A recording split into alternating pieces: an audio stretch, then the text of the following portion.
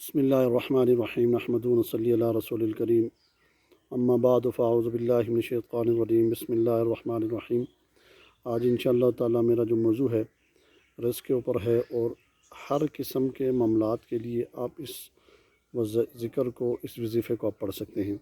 اور بنیادی جو چیز ہے ہمارے لیے، جو سب سے مین چیز ہے رزق کے حوالے سے، بہت سارے لوگ، بہت سارے معاملات جو ہوتے ہیں لوگ رابطہ بھی کرتے ہیں، تو اس حوالے سے میں نے کہا کہ آج وسعت کے ساتھ بڑی اس کے اوپر بات بھی ہو جائے، تھوڑی تمہیدی بات ہو جائے گی، اس میں انشاءاللہ تعالیٰ آپ کو بات سمجھنا اور وظائف کرنا آسانی ہو جائے گی۔ سب سے پہلی بات یہ ہے کہ ہم جو ذکر کرتے ہیں یہ اللہ کے لیے کیا جائے، اور اس کے لیے صرف مقصود اللہ کا ہوگا جب، تو انشاءاللہ تعالیٰ اس میں فائدہ بھی ہوگا۔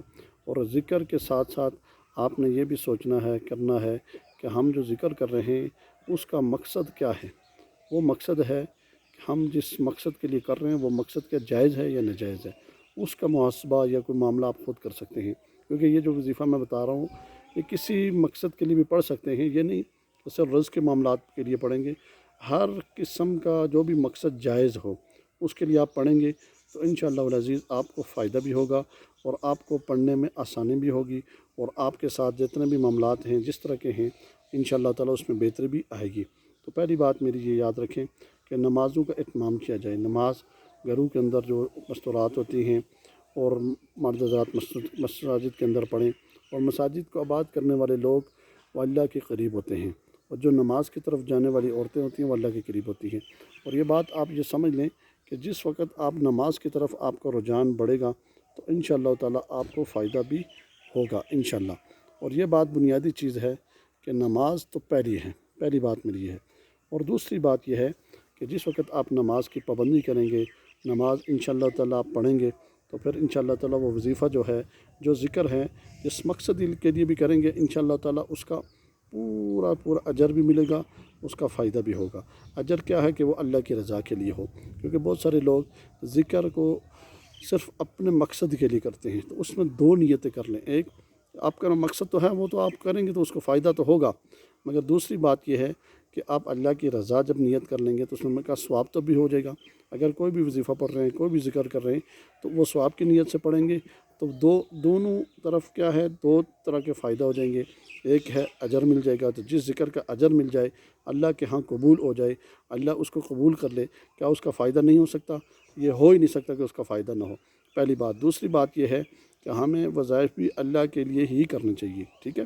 یہ بات ذہن میں رکھیں۔ جو وظیفہ آج کا بتا رہا ہوں، یا واسع، کہ وسعت کرنے والا، زیادہ دینے والا، اس ذکر کی برکت سے آپ کو اللہ رب العالمین زیادہ رزق دیں گے۔ رزق کا مسئلہ کیا ہے، بہت سارے لوگ پریشان ہوتے ہیں، بچیوں کے رشتے کے حوالے سے پریشان ہوتے ہیں، اور کوئی اس طرح کے معاملات میں پریشان ہوتے ہیں۔ ان کے لیے کیا ہے کہ اس کو اگر آپ پڑھیں گے تو وہ بھی انشاءاللہ آپ کو فائدہ ہوگا، مگر کیا ہے وہ تصور میں رکھیں گے۔ آپ جس مقصد کے لیے پڑھیں گے وہ مقصد آپ نے ذہن میں رکھنا ہے، اور جس نے ذکر اللہ کے لیے کیا اس کو فائدہ ہوا۔ جس نے، دیکھیں، رضا تو اللہ کی رضا کے لیے کریں گے تو اس میں فائدہ ہوگا، ٹھیک ہے؟ اور یہ جو ذکر میں آپ کو بتا رہا ہوں اس کی ترتیب انشاءاللہ آگے ترتیب میں ساری ڈیٹیل بتاؤں گا کہ کیسے کرنا ہے۔ اس کے دو طریقے ہیں۔ ایک طریقہ جو انشاءاللہ تعالیٰ وہ میں ابھی بتاتا ہوں، وہ یہ ہے کہ آپ نے کیسے کرنا ہے۔ اول 11 مرتبہ درود شریف پڑھنی ہے، اور اس کے بعد 70 مرتبہ فجر کی نماز کے بعد اس کو پڑھنا ہے۔ اس کے یہ جو 70 دفعہ آپ پڑھ رہے ہیں، یہ صرف اور صرف آپ نے کس کے لیے پڑھنا ہے؟ یہ آپ نے رزق کے لیے پڑھنا ہے۔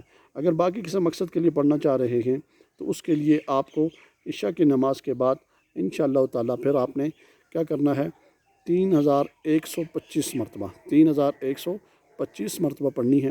اور کیسے پڑھنا ہے؟ پڑھنے کا طریقہ اس کا یہ ہے کہ آپ نے 2 رکعت نماز نفل پڑھنے ہیں۔ نفل پڑھنے کے بعد پھر اس کے بعد آپ نے وہیں بیٹھے رہیں، عشاء کی نماز جس وقت بھی پڑھیں۔ آپ باجماعت پڑھتے ہیں تو وہ بھی بہتر ہے، اگر کیا نفل پڑھنے کے بعد آپ وہیں بیٹھ جائیں گے۔ بیٹھنے کے بعد اس کے بعد آپ نے درود شریف پڑھنا ہے۔ درود شریف کتنی دفعہ پڑھنا ہے؟ 41 دفعہ پڑھنا ہے۔ 41 دفعہ درود شریف، یہ اللہم صلی علی محمد وعلی آل محمد کما صلیت علی ابراہیم وعلی آل ابراہیم انک حمید مجید، اللہم بارک علی محمد وعلی آل محمد کما بارکت علی ابراہیم وعلی آل ابراہیم انک حمید مجید۔ یہ درود شریف بھی پڑھ سکتے ہیں، اور بھی دوسرا جو چھوٹا بھی پڑھ سکتے ہیں، مگر اس کے پڑھنے کا طریقہ کیا ہے؟ 41 مرتبہ درود شریف پڑھنا ہے۔ پھر اس کے بعد یا واسع کتنی دفعہ پڑھنا ہے آپ نے؟ 3125 مرتبہ پڑھنا ہے۔ یہ آپ نے ناگا نہیں کرنا، بلا ناگا 41 دن تک آپ نے پڑھنا ہے، اول ہر 11 دفعہ درود شریف کے ساتھ۔ انشاءاللہ تعالی جتنے بھی آپ کی مرادیں ہوں گی، جتنے بھی معاملات ہوں گے، اس ذکر کی برکت سے انشاءاللہ تعالی اللہ رب العالمین آپ کے حل فرمائیں گے، اور اس میں انشاءاللہ سارے معاملات بہتر ہو جائیں گے۔ السلام علیکم۔